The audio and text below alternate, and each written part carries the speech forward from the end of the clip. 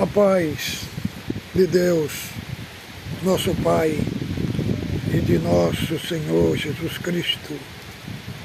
Este é um canal de opinião, reflexões e análises bíblico.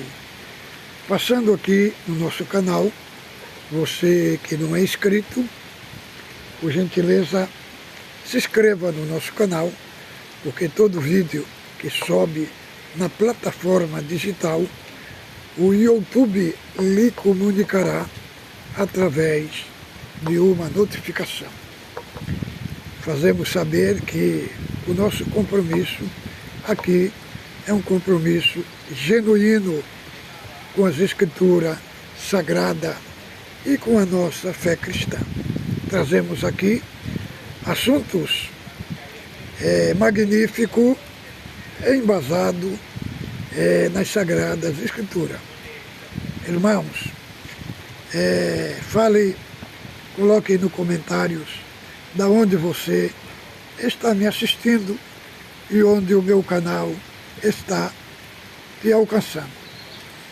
Nosso assunto de hoje, irmão, vai ser o ministério do Espírito Santo. Este é o assunto de hoje, um assunto magnífico. Irmãos, dentro da CCB, o assunto do Espírito Santo é um assunto muito raso, né? Entende-se que é o Espírito Santo só quando alguém está falando em língua, ou alguém está tendo uma revelação, ou alguém está profetizando. É um assunto muito raso. E muitas vezes até nas línguas e nas supostas revelações, as coisas não se encaixam com o que é pregado. Você vê que não é o Espírito Santo nas Escrituras Sagradas. Espírito Santo na Escritura Sagrada é o Espírito da verdade. O Espírito que procede do Pai, que procede de Deus. E hoje nós vamos abordar vários assuntos sobre o Espírito Santo. Primeiro, nós vamos falar aqui sobre a natureza do Espírito Santo. Quem é o Espírito Santo? O Espírito Santo é a terceira pessoa da Trindade. Foi ele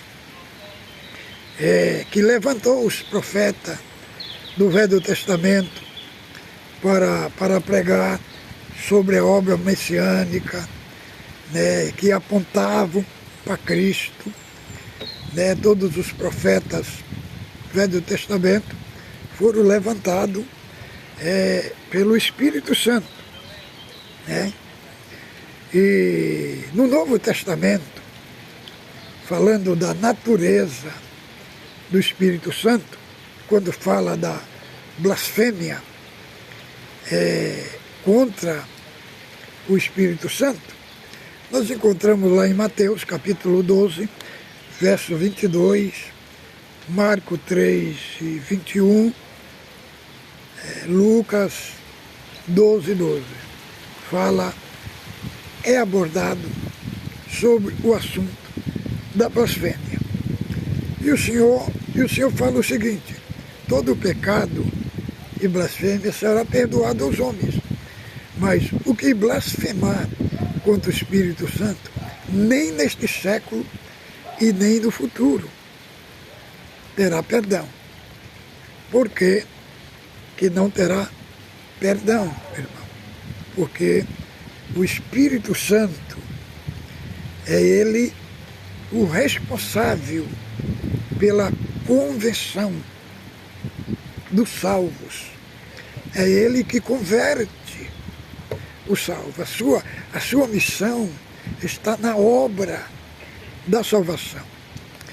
Então, quando nós lemos os 4 evangelhos, e nós vemos que a popularidade de Cristo crescia no meio do povo, no meio da comunidade judaica. E muita gente deixava os escribas, os fariseus, saduceus, e vinha para Cristo, e vinha se juntar para Cristo. A sua popularidade cresceu assustadoramente. Então, eles arrumaram uma estratégia para tentar parar o Senhor. E aí, o Senhor expulsou um espírito de uma pessoa, de um mudo surdo, e eles disseram: não, tu não expulsa, é pelo Beuzebu, príncipe do demônio. Então eles atribuíram os milagres que o Senhor fez ao Beuzebu, príncipe dos demônios. Agora, a blasfêmia, ela não está só em uma palavra, que muitas vezes o irmão prega uma palavra errada, lá no púlpito o irmão fala que não foi Deus que pregou, e fica falando que blasfemou contra o Espírito Santo. Isso não é verdade, irmão. A blasfêmia, ela está no contexto do abandonar Cristo deliberadamente. A pessoa vai abandonando até o ponto de chegar na linha vermelha da paciência de Deus. Quando ele atravessa essa linha, e aí nada mais acusa a pessoa. A pessoa começa a blasfemar, e não tem nenhuma acusação. Não vem nenhuma acusação na pessoa. A pessoa não tem mais aquele senso de arrependimento. Então, porque ele deliberadamente. E a blasfêmia do Espírito Santo só é possível alguém que conhece o caminho da verdade, e depois blasfema. Então, estamos falando aqui da natureza do Espírito Santo. Agora vamos falar da personalidade do Espírito Santo. E aí nós vamos ler aqui João, o Evangelho de João, o Evangelho de Jesus Cristo, conforme registrou João, do capítulo 16, do verso 7 a 8. Diz assim: mas eu vos digo a verdade, convém vós que eu vá, porque se eu for, o Espírito Consolador não virá para vós outros. Se porém eu for, vou-lhe enviarei. Quando ele vier, convencerá o mundo do pecado, da justiça, do juízo, porque não crê em mim. Aqui nós vemos que o Espírito Santo é ele quem convence o homem do pecado. É ele que convence. É ele que transforma o homem. É ele que regenera o homem. Por isso que blasfêmia contra o Espírito Santo não tem perdão, porque é ele o responsável por nossa salvação, pela parte da regeneração. Deus, na sua soberania,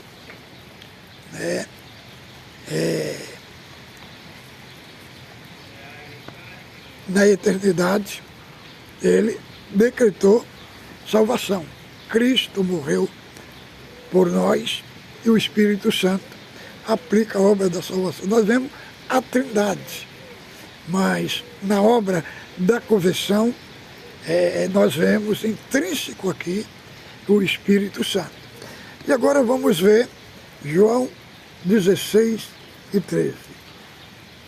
Quando vier, porém, o Espírito da verdade, ele vos guiará em toda a verdade, porque não falará por si mesmo, mas dirá tudo o que tiver ouvido e vos anunciará as coisas que há de vir.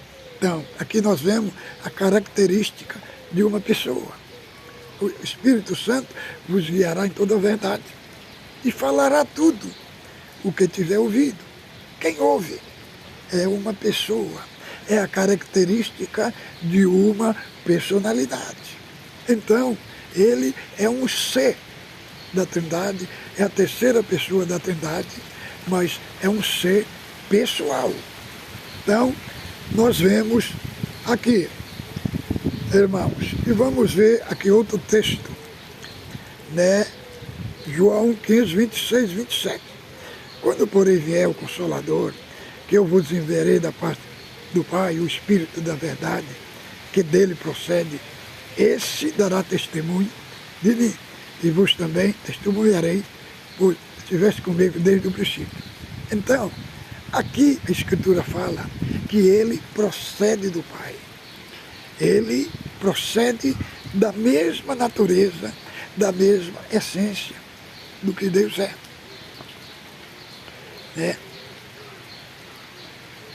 E ele dará testemunho de mim. Então, a missão do Espírito Santo é dar testemunho de Cristo. Irmãos, é o que nós vemos os contrários no culto. Vocês assistem um culto, não vê uma vez falando de Cristo, da obra redentora dele, não se ouve o testemunho dele, de Cristo, no culto. Então, se percebe que é outro Espírito, não é o Espírito Santo. Porque a missão do Espírito Santo é dar testemunho de Cristo. Em Romanos capítulo 8, 9, ele é chamado de Espírito de Cristo. Por quê?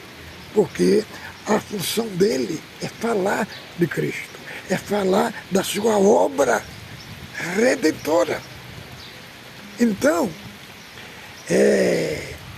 o Espírito Santo, a missão dele é dar testemunho.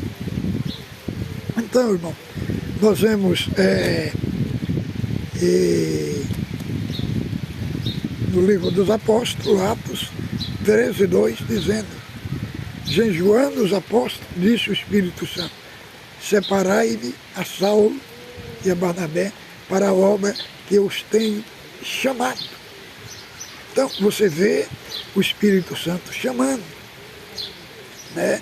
É a característica de uma pessoa, a característica de uma personalidade e a característica de propósito, chamando eles para um propósito específico, para uma missão, enviando, dando ordem, ordenando. Então, é característica de um ser pessoal. Em Atos, na Assembleia de Jerusalém, Atos 15, 28, quando os apóstolos decidiram lá sobre que não poderia colocar em cargo algum sobre aqueles que se convertiam a Deus, ele disse que eles e o Espírito Santo que decidiram. Então, ali mostra a característica, irmãos, a característica de uma pessoa, a personalidade de um ser pessoal. Agora, nós vamos falar aqui sobre a atuação do Espírito Santo. Como é que o Espírito Santo atua na igreja? Nós vemos em Atos capítulo 2, ali foi o derramamento do Espírito Santo, onde foi derramado ali o batismo do Espírito Santo, com evidências de língua. O Espírito Santo desceu sobre eles em forma de labareda de fogo, e diz que eles foram cheios do Espírito Santo. E aí, quando nós vemos Atos 2, 42, nós vamos ver a atuação do Espírito Santo. O que foi que o Espírito Santo fez? O que foi que o Espírito Santo produziu? Atos 2, 42 diz: e os apóstolos e a igreja perseveraram na doutrina dos apóstolos, na comunhão, nas orações e no partir do pão.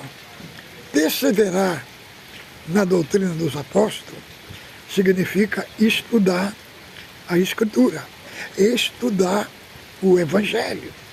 Então, irmão, foi a missão do Espírito Santo, foi despertar na igreja o desejo da doutrina dos apóstolos, que era o Evangelho, a doutrina de Cristo. Então eles perseveraram, eles estudaram.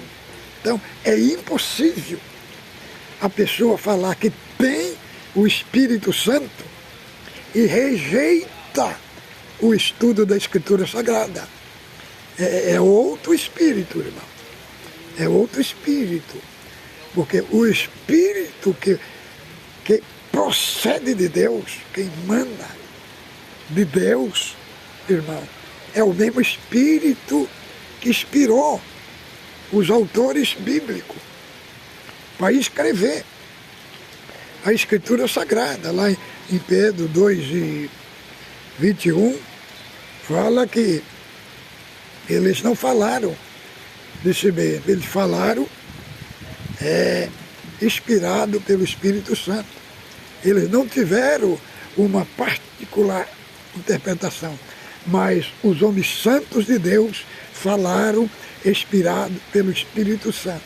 O que o Espírito Santo inspirou que eles falaram, irmão? As Escrituras Sagradas.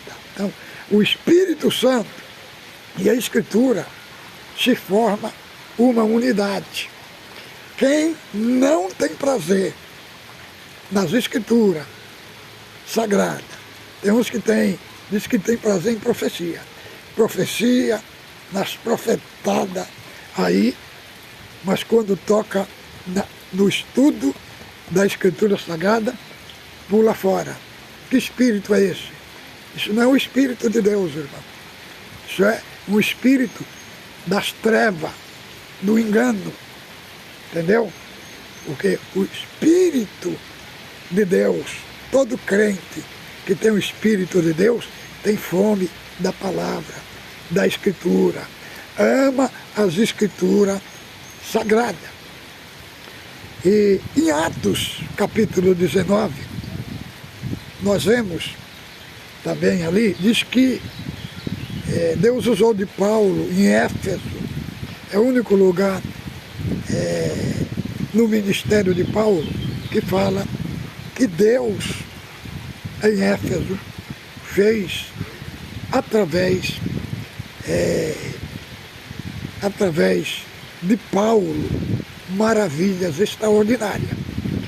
E o que Deus fez ali foi tão grande que Deus converteu aqueles que exerciam artes mágicas e trouxeram os livros somados em 70.000 peças de prata. Foi uma convenção, uma atuação do Espírito Santo, né? Atuação do Espírito Santo. O Espírito Santo atuou de uma tal maneira que Deus converteu os mágicos, os feiticeiros, os macumbeiros, né?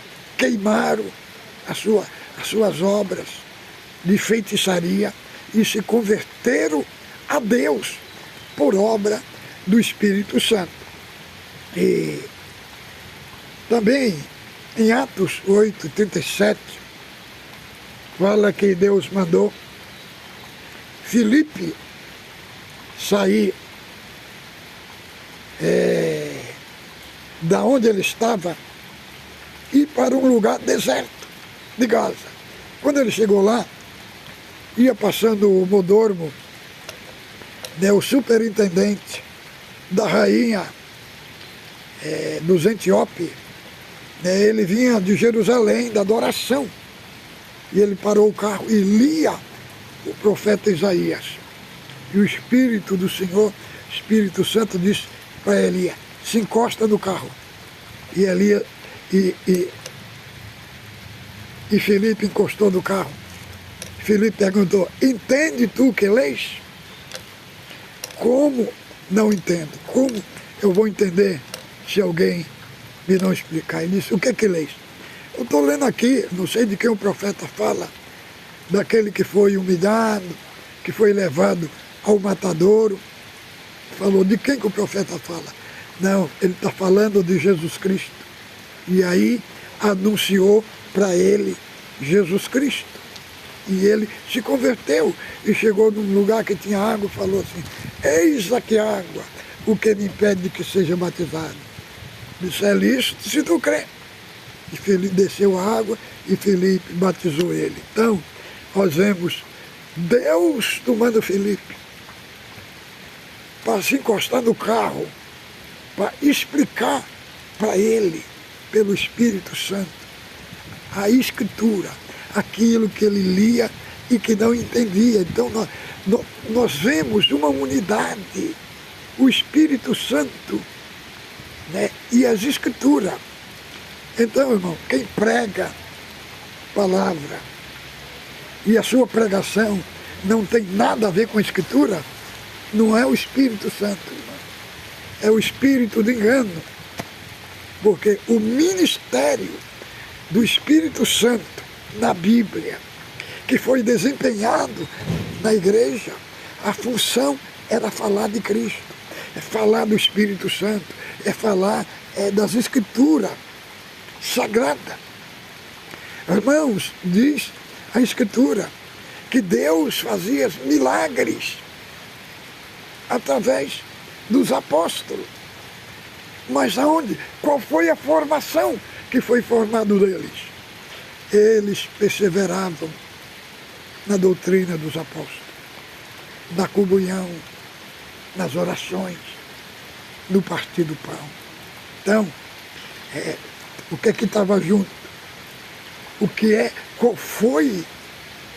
Por que Deus operava milagres com eles?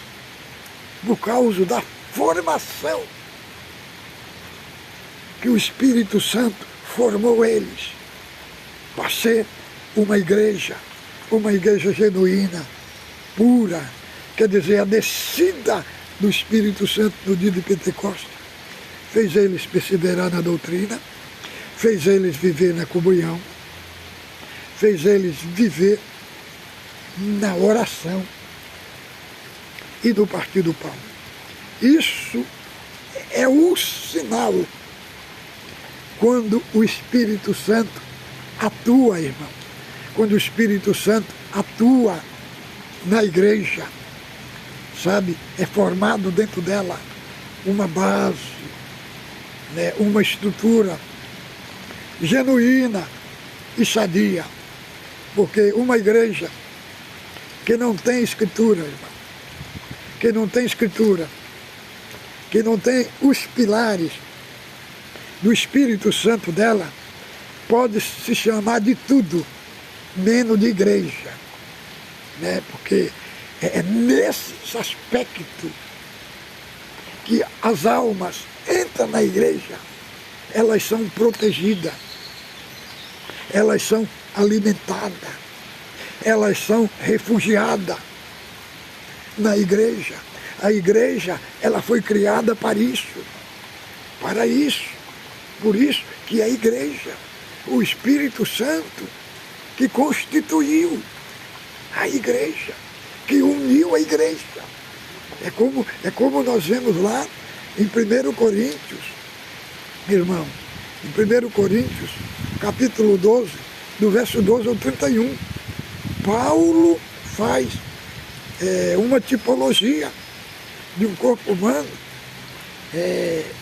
para representar a igreja, com cabeça, com braço, com orelha, com nariz, com ouvido, com perna, quer dizer, mostrando um corpo indivisível. E quem que fez esse corpo ser formado uma unidade só? Foi o Espírito Santo. Por isso disse, vocês foram batizados num só Espírito, formando um corpo. Por que um corpo? É a atuação, irmãos, do ministério do Espírito Santo. E aí, o último ponto que nós vamos abordar aqui, irmãos, é sobre ser cheio do Espírito Santo. Era um dos primeiros requisitos na igreja primitiva, quando foi para separar os diáconos. Separar, um dos requisitos era ser cheio do Espírito Santo. O que é uma pessoa cheia do Espírito Santo? Não tá relacionado a emocionalismo, não está relacionado a sentimentalismo. Não é dizer que nós não temos uma visitação. Claro que temos uma visitação, mas a visitação do Espírito Santo é totalmente, irmão, diferente de emoções, é diferente de sentimentalismo, entendeu?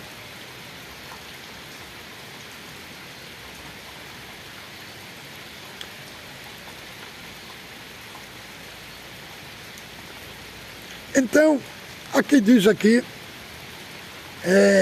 Efésios capítulo 5, verso 18. Veja como é que diz. E não vos embriagueis com vinho que é dissolução, mas enchei-vos do Espírito. Aqui o apóstolo faz um contraste entre o vinho que embriaga, né, que faz a pessoa ficar embriagado, né, ficar embriagado, e o contexto também do espírito da pessoa ser cheio do Espírito Santo. E aí nós entendemos esta perspectiva aqui, que Paulo, ensinando a igreja, o que é ser cheio do Espírito Santo. Ser cheio do Espírito Santo é ser tomado pelo Espírito Santo. E a pessoa ser tomado pelo Espírito Santo não é no sentido de sentimentalismo, de ficar sapateando, de ficar pulando. Ser cheio do Espírito Santo aqui, aí ele vai abordar aqui, falando entre vós em salmo, entoando louvor de coração, com hino, canto, dando sempre graça por tudo ao nosso Deus e Pai, sujeitando-vos uns aos outros no temor de Cristo. As mulheres sejam submissas aos seus próprios maridos, como o Senhor, porque o marido é a cabeça da mulher, como também Cristo é a cabeça da igreja, sendo esse mesmo Salvador do corpo. Como, porém, a igreja está sujeita a Cristo, assim também as mulheres sejam tudo submissas aos seus maridos. Isso daqui, todo esse assunto aqui, está falando dos que são cheios do Espírito Santo. Aqui não está falando de sentimento, aqui está falando de ação, aqui está falando de fruto. Aí ele estende até o capítulo 6, ele vai falar do lar cristão, os filhos obedecer a vossos pais do Senhor, porque isto é justo. Honra teu pai e tua mãe. E aí ele vai estender até o lar cristão, como é que os servos de Deus, como é que eles têm que posicionar, ser submissos uns aos outros, tanto no trabalho.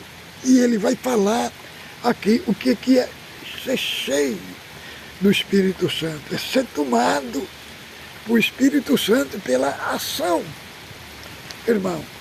E no sentido, não é só no sentido de uma visitação de Deus, aqui é no sentido de atos, é no sentido de ação, irmão, da atuação do Espírito Santo na vida do crente. O crente, quando está cheio do Espírito Santo, ele tem um caráter diferenciado, irmão.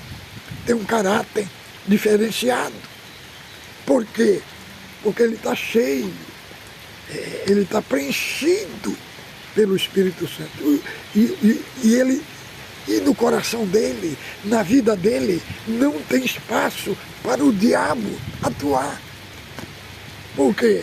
Porque a sua vida está preenchida com a ação do Espírito Santo. Ele tem um caráter transformado, ele tem um caráter regenerado. Porque na congregação, irmão, é transmitido o Espírito Santo com sentimentalismo. Entendeu? Sentimentalismo, sai daquela emoção, daquele sentimentalismo ali, vira, quando sai dali, daquele suposto ambiente que o Espírito Santo está ali, nós vemos, depois dali, atuando o que é, irmão? O espírito da contenda, da briga, do falatório, da murmuração. E fala que o Espírito Santo estava ali, estava visitando. Então, irmãos, o Espírito Santo, que está na Escritura, que nós vemos ele atuar, nós não estamos vendo eles, pelo menos em muitos cultos que vai, nós não vemos a atuação dele. Nós vemos a atuação de outro espírito, se identificando como o Espírito Santo, mas não tem nada a ver com o Espírito Santo. Este assunto magnífico que tenho trazido aqui para os meus irmãos em Cristo Jesus. Fique com Deus, ósculo santo no vosso coração.